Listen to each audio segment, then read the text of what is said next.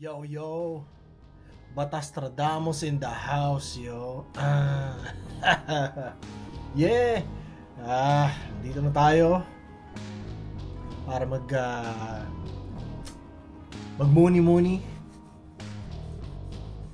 sa paparating na Ahon 16, yo. So, breakdown ko kung ano mga tingin ko.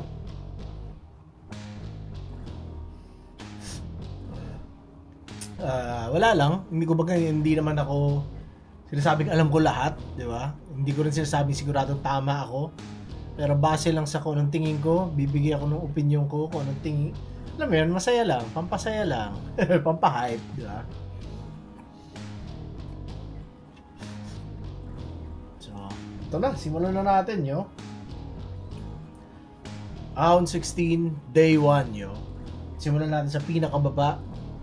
Pero bago ko simulan, nanyayahan ko, ako lang magsasabi sa inyo kahit ako hindi ako makakanood dahil sa malayo ako. Pero December 13 and 14, Ahon 16 sa The Tent sa C5 Extension Road.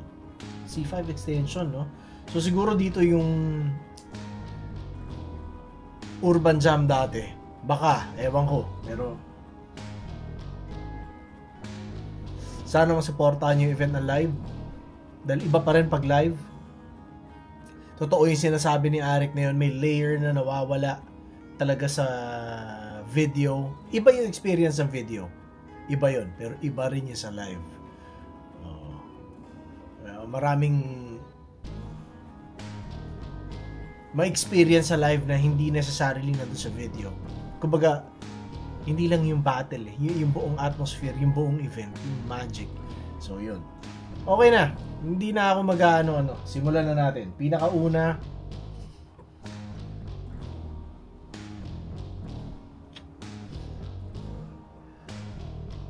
Royal Rumble, yo. Royal Rumble ni GL, Kilan, 30, Bagsik, tsaka Atoms. Kayo, anong tingin nyo? Siyempre, sa papel, Yamato talaga sa GL. Champion yan eh. Di ba? Lalo pa pagkatas niya ginawa yung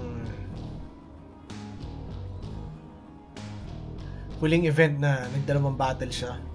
Parang hindi sa kanya issue, no? Kung dalawang battle sa isang event. So sa kanya pa rin tingin ko. Masaya magsunod para sa Royal Rumble. Masasabi ko yun. Iba yung approach. I'm sure hindi siya mauubusan o meron siyang mga konsepto para doon. Kanyari niya siguro ginusto yun. So I don't think na magiging problema niya material kahit dalawa yung battles niya.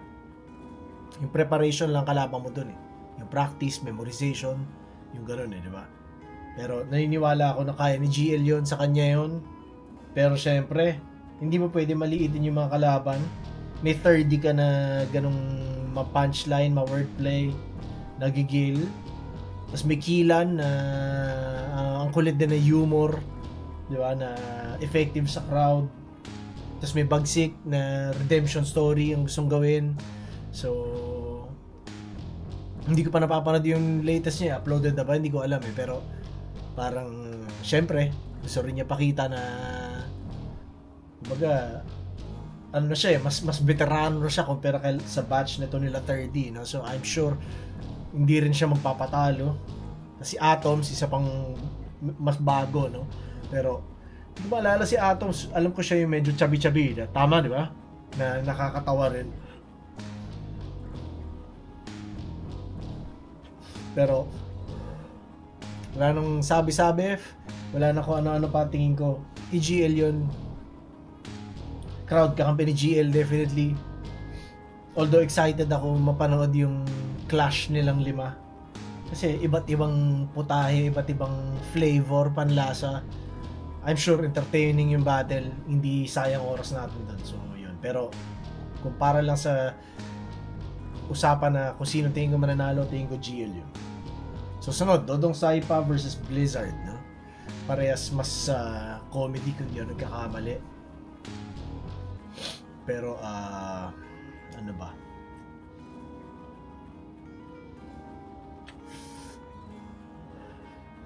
Tingin ko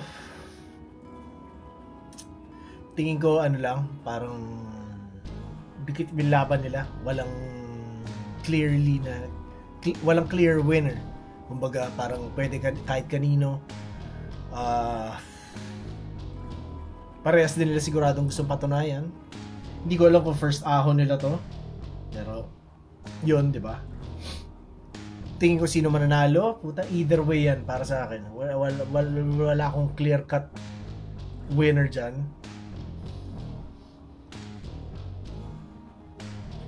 Pero wala eh. Hindi ko sure eh. Parang even sila sa tingin ko, sa pagkakaalala ko. Parehas ko sila naparod ng isang beses pa lang. So, para lang may hula. Sige pare, Dodong Saipa, sa'yo naman ako ngayon. Alam ko, nagtampo ka sa akin last time dahil sinabi ko Negochi dahil crowd favorite eh. Ikaw ngayon ang kakampihan ko, pare. Sunod, Vicente versus Jamie Sykes.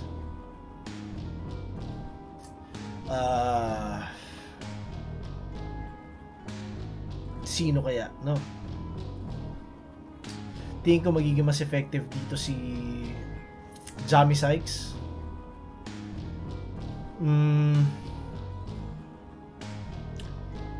Content wise, nung pinanood ko sila parehas,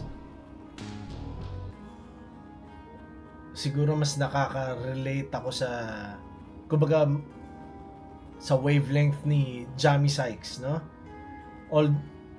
Tas parehas din naman silang totoong, kumbaga, naglalatag ng rap skills. So, hindi ko sure, pero sa tingin ko mas complex ang rhyming ni Jamie Sykes. So, tsaka syempre, putang ganda ng buhok ni Jamie Sykes eh. Di ba? So, bigay ko sa kanya yun.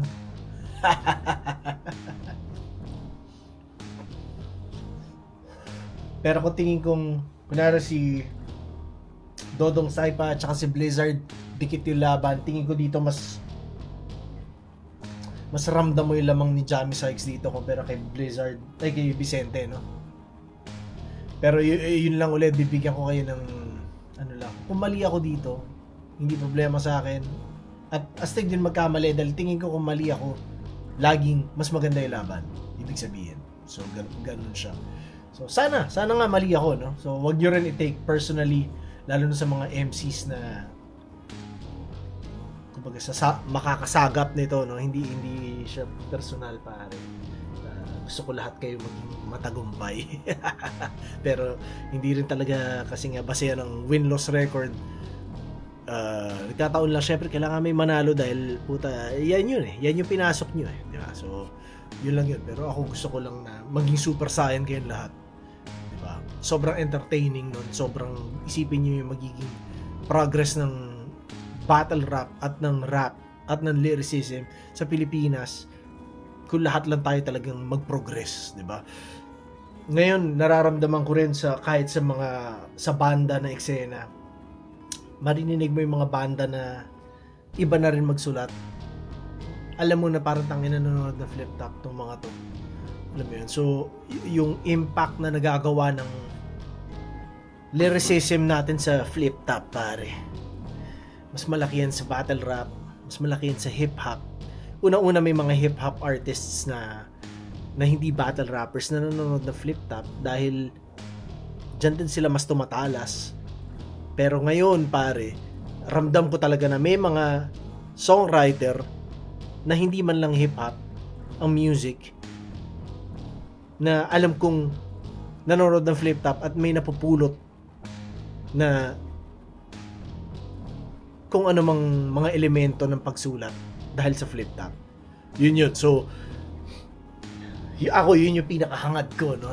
Putang ina, isipin mo kung lahat tayo ma-unleash natin yung super saiyan natin, yung 100% natin, di ba? Parang tangina, isipin mo kung ano yung mga marininig mo. So, yun siya. Pero, balik na tayo sa judging sa Batastradamus ko. Sunod, Manda Baliw versus Lock 1. isang mas comedy, si Manda mas up. Ganito yun, si Manda, ang tingin ko sa kanya, nagpapatawa siya pero nira-rhyme niya. Ang tingin ko naman kay Slack One, rapper siya na mas gusto magpatawa. So parang mas may rap ability si Slack. Alam na natin yon.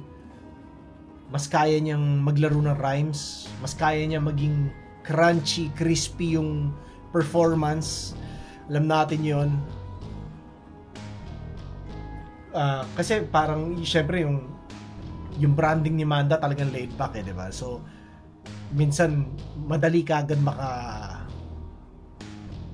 hindi mo sasabi menos pero kapag meron kang hinarap ka sa mas agresibo o snappy yung pag-rap, parang medyo nagiging pakiramdam inferior kagad yung mas laid back di ba? Na kahit hindi naman, pero yun lang. Kumbaga alam ko lang na siguro mas maraming elements si Slack. Siguro mas effective ang humor ni Manda, pero mas kumpleto yung pagiging rapper ni Slack. Diba? So, kailangan ko ibigay kay Slack yung tingin ko. Kumbaga, objectively, mas konti yung rason niya para matalo. Diba? So, yun. Sunod doon, Jonas tsaka Emar Industria. Putang ina, grabe namang style clash yun. Siyempre, kampi ako kay Emar. Pero by default, alam mo kagad na mas effective sa crowd si Jonas. Diba? Tapos, sipin mo, judge ka. Effective sa crowd si Jonas. Tas dikit yung laban. Ang hirap ibigay kagad kay Emar. Di ba? Iba kumbaga parang kailangan maging compelling. Alam mo yun, kumbaga doble yung, parang ganito yan parang kailangan body bag ni Emar si Jonas para manalo. Di ba? Kasi kung dikit yung laban, definitely Jonas kagad yun. By default, dahil mas benta sa crowd, mas accessible sa mga tao yung style ni Jonas kasi kay Emar. Si Emar, kasi solid, pero hindi pang lahat di ba? Tsaka minsan mas may, kumbaga mas kailangan mong pakinggan, mas kailangan mong mag-focus sa thoughts niya, di ba? So hindi siya, para sa iba syempre lalagpas sa utak yung ibang sinasabi ni Emar. May ganun kagad, di ba? Sa simula pa lang, kumbaga yung tail of the tape, yun na kagad siya. Pero yun, ako gusto ko manalo si Emar at alam kong kaya niya manalo, pero by default sa equation mas maganda kagad ang barahan ni Jonas, external factors, di ba? Pero Emar pa rin ako. Yun, Emar, kailangan makuha ni Emar ng body bag si Jonas, which is mahirap din gawin. Pero nagawa ko yun. Pero yun nga, kasi syempre style ni Emar hindi talaga siya prototypical battle style, di ba? So 2-1 bigay ko kay Emar. Alam kong bibigyan ni Emar ng solid, pero walang kompromiso yan galing kay Emar. Naniniwala ako. Ililihis niya talaga yan sa kung ano ang gugustuhin ng mga tao. Yun. Kontrabida rin yung hayop na yun, pare. Pero Emar yan.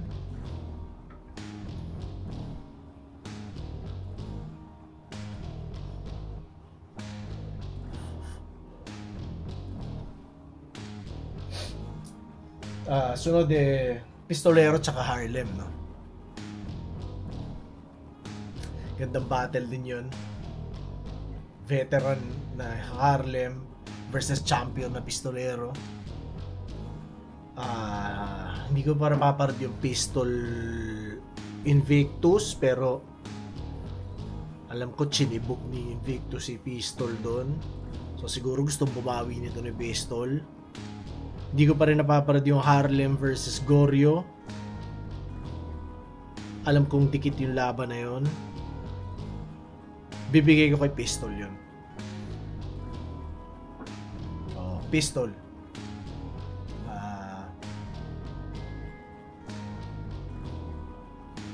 Hirap din no? Pero Pistol yun. Champion yun Di ba? Tsaka kung titingnan mo yung peak nila parehas, peak form, tingin ko mas mananaig si Pistol, no? Mga takeaway ko, syempre puta, Harlem tatantarin niya ng rhyming yon. Si Pistol tatantarin niya ng mga madidiin na punto. Sana lang delight sa akin personally makita na Pistol na sabayan niya si Harlem sa rhyming pero ganun kadiin yung mga sinasabi. Astig yun, parang astig na evolution ni Pistol yun kung mas i-incorporate niya yung mga ganung bagay din, no? So, akin lang yun, kumbaga bahala si Pistol, syempre alam niya ginagawa niya, champion yan. Di ba? Pero parang astig din talaga na mas madagdagan yung kulay sa ganung aspeto ng battle rap sa Pilipinas kasi kanya ako sinasabi yun. So, pero Pistol, tingin ko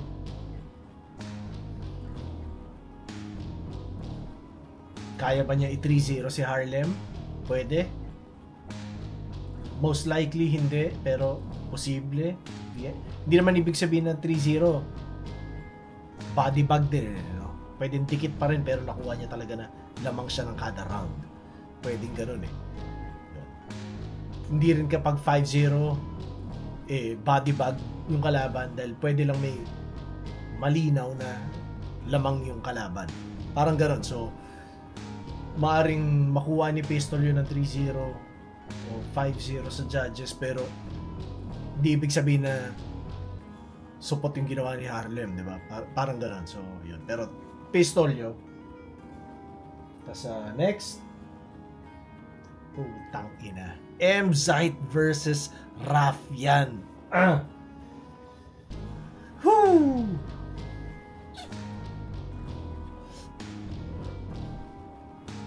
Excited ako dyan mapanood.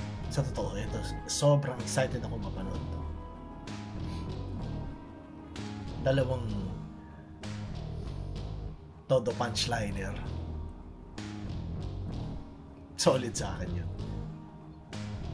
Tingin ko sino mananalo. Tingin ko si M-Zite mananalo. Tsaka, ano yun, walang disrespect. Rafyan yun. Alam ko kung gaano kagigil at kung gaano ka clever din mag-isip si Rafyan. Pero tangina na M-Zite yun, Chong. Champion yun. Matagal na niyang ginagawa yan. Meron siyang liga na hindi pwedeng i-disappoint. Ramdam ko sa kung paano kami nag-usap ni M-Zite noon. Ramdam ko sa kanya yun na parang hindi siya pwedeng maging let down So kailangan niya talagang galingan. Yun. So alam kong responsable siya sa ganung paraan. Yun. So yun, magandang battle yan sigurado. Parang tangina. Ang ganda na battle na yun, pare. Rafyan versus M-Zite, tangina. Pero si Rafyan kahit sobrang solid ng ginagawa niya, syempre ano pa yun may panahon pang kailangang sunugin si Rafyan 'di ba? Kumbaga sa pagkaluto kailangan mo pang konti pa, 'di ba? Ganoon. Pero hinog na rin yan si Rafyan. Maganda mag-isa buhay yan ulit sa 2026, no? Sana mag-isa buhay siya ulit sa 2026. Pero yon, tingin ko M-Zite yan. Pero isa yan sa pinaka-trip kong battle sa buong Ahon 16. Yeah. So, yung last, pare, puta headline. Tipsy D versus Mot. Tangina.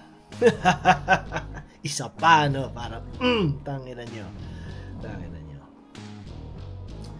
tingin ko sino mananalo, alam kong nakaimot yung pressure. Definitely, nakaimot yung pressure.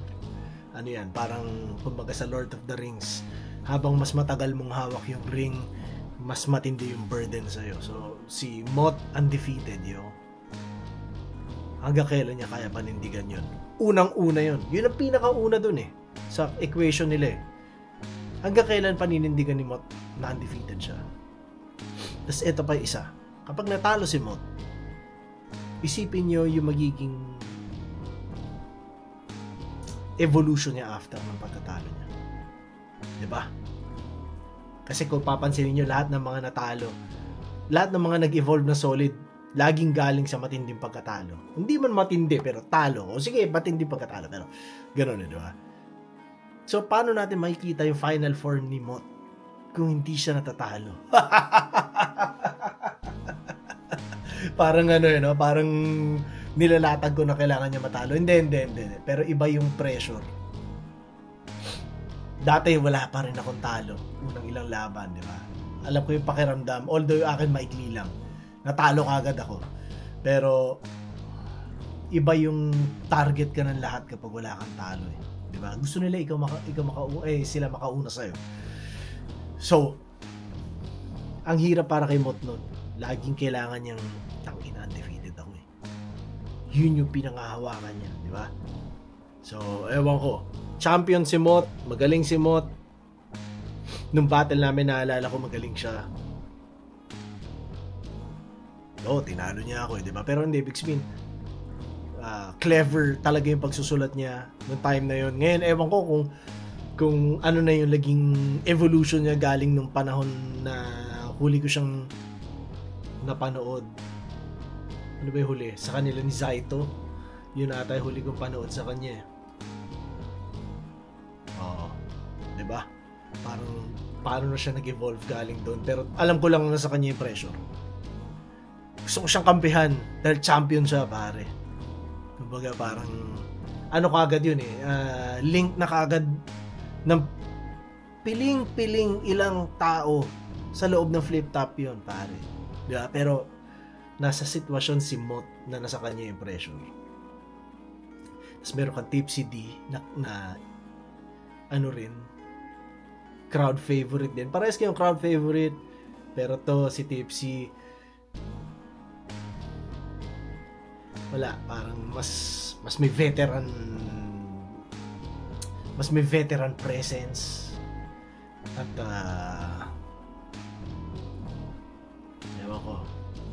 ewan ko bilang judge din, kung judge ka sa flip top yun, battle yung dalawa tas close, bibigay mo ba kay Moth o bibigay mo kay Tipsy kapag dikit yung battle? Yun ang tanong ko sa inyo. Kasi kahit sino manalo dyan, basta hindi body bag, controversial ka agad eh. Diba? Kung nanalo si Moth, meron ka agad, tas dikit yung laban, madami magsasabi hindi dapat Tipsy yun. Pero pag nanalo si Tipsy, tas na dungisan yung record ni Moth, may mga aalsa rin. Diba? Pero dahil champion si Moth, kakampi ako kay Moth. Pero ano siya doon, dehado, nasa kanya talaga yung pressure doon. At alam natin kakayahan ni Tipsy. Yan.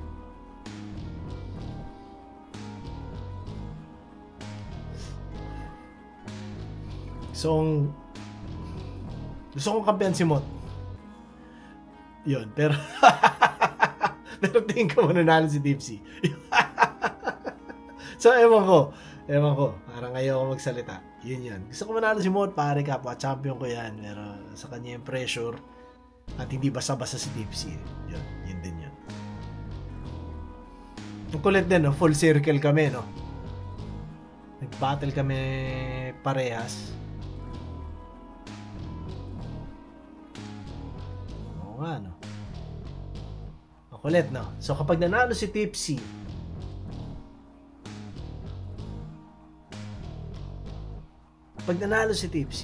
naka 1-all kami. Pero pag nanalo si Mot, na 2-0 niya kami ni Tipsy. So, Tipsy ako. Parang sa amin ni Sak tsaka ni Tipsy, di ba? Parang lahat kami nakaisa sa kung kanino. So, tingin ko, astig din na nakaisa kaming tatlo ni Mot at ni Tipsy sa kung kanino. Basta yung ganun. Gets yun na ibig ko sabihin. Yun. Sorry Mot, champion ka, pero nga, no?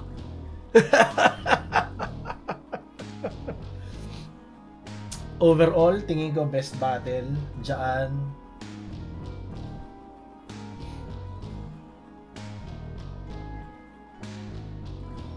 Siyempre, yung huling dalawa. Diba? Tipsy tsaka Mot. Isipin niyo yung pressure nun. Isipin niyo yung hype na yun. Isipin niyo yung pakiramdam ng bawat tao sa crowd nun. Sa M-Site tsaka Raffian, dalawang putang ina, grabing warrior lang. Alam mo yun? Ano talaga? 24/7 battle. Yun yung tingin ko dyan sa dalawang yan. 24/7 battle MC yung dalawang yan. Si Tipsy D tsaka si Mot. Parang ako rin, di ba? Alam mo may iba pang nasa utak. Pero itong dalawa parang tangina, battle lang nasa utak nito mga to. Best performance sa gabing yan.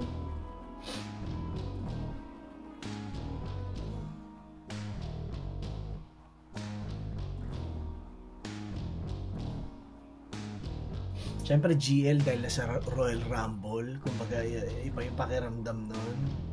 So isa yun sa best performances. Sigurado. So GL, toss up to. GL, M-Site, Tipsy D.